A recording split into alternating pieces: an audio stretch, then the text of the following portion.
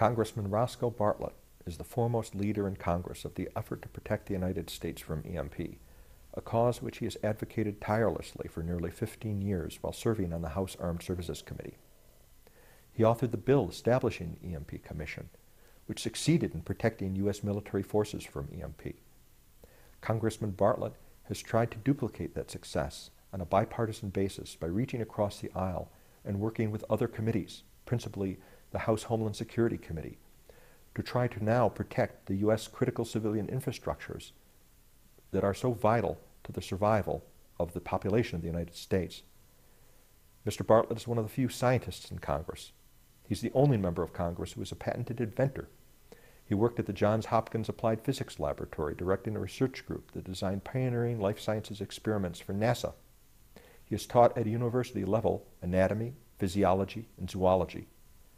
Congressman Bartlett, as father of the EMP Commission, has done more than any other individual to protect our nation from the EMP threat.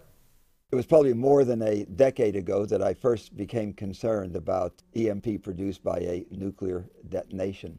It seemed almost unbelievable to me that a single detonation of a nuclear weapon high above our country, about 300 miles, over Iowa or Nebraska, and that's line of sight from every point in our country, could produce a flow of these Compton electrons that would be so strong that it could theoretically destroy or disrupt all of the electronics in our country. If this was true, it would then place us in a world in which the only person you could talk to was the person next to you, unless you happen to be a ham operator with a vacuum tube set, which, by the way, is about 1 million times less susceptible to EMP than our current microelectronics. And the only way you could go anywhere was to walk, unless you happen to be the proud owner of an Etzel or a similar vintage car with coil and distributor. It's very obvious that in a world like this, life would be very difficult. The chair of the EMP Commission, which I was pleased to have set up nearly a decade ago now, says that this would be like a giant time machine that would move you back. And I first said a century in technology. He said no, more than a century in technology. Because if it was only a century in technology, there's still a few cars on the road and so forth. This is set back more than a century in technology, back to the 19th century. It's obvious that we're a very different world now than we were in the 19th century, with most of our people now not living on farms, with few of our people having the kinds of skills that would be necessary to live in a world that had that kind of infrastructure available.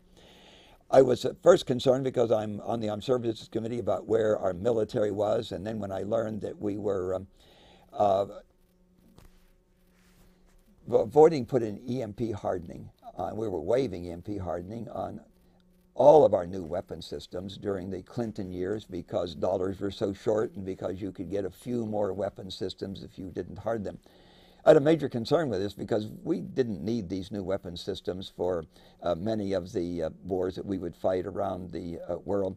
And the only time we would really need them was when we were fighting a peer or a near peer. And the first thing they would do, it's in all of their literature, it's in all of their war games, the first thing they would do is a robust EMP laydown and deny us the use of all of our equipment, which was not EMP hardened. And increasingly, that was getting to be all of our equipment. I was very pleased that when the EMP Commission started their work that they quite quickly became concerned about what this would do to our national infrastructure as well as what it would do to our military.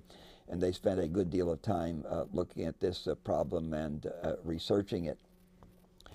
Now, two new things are happening that make this an even more urgent problem. One is that we're becoming even more dependent, every day, more and more dependent on microelectronics. And now we're going to develop a smart grid. And this smart grid, of course, will have more microelectronics to control it. So the more sophisticated we become, the more microelectronics we depend on to run our world, the more vulnerable we are to EMP.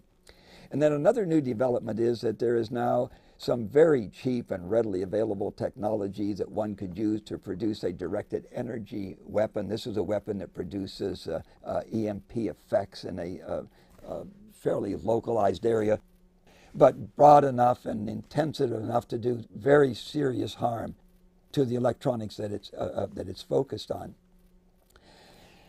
Then there's another phenomenon that we're becoming increasingly concerned about. We've known about it, of course, for thousands of years, and that is electromagnetic storms.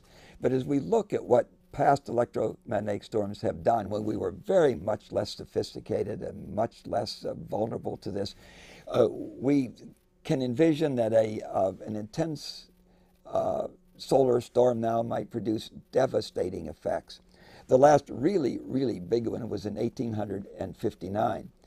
And if that storm came today, and if we were oriented in the way the Earth revolves so that we were under the most intense part of that storm, it could have almost as devastating effects as a very large nuclear weapon detonated over the center of our country.